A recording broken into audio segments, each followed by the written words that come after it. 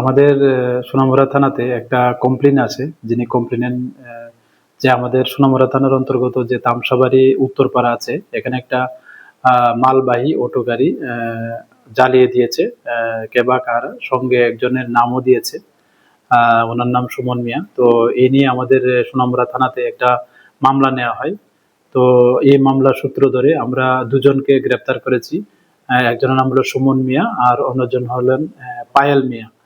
তো ওনাদের প্রত্যেকের বাড়ি তামসাবাড়ি উত্তরপাড়া, এবং যিনি এই গাড়ির ওনার বাড়ির আশেপাশেই। তো আজকে আমরা ওনাদেরকে মহামান্য আদালতে প্রেরণ করেছি after observing all legal formalities. এবং আমরা এও দেখছি যে এই যে দুর্ঘটনাটার সঙ্গে এই যে গাড়ি পুরার সঙ্গে আরো কে বা কারা যুক্ত আছে, তো আমরা তাদেরকেও আইডেন্টিফাই করে আইনের আওতায় আনবো।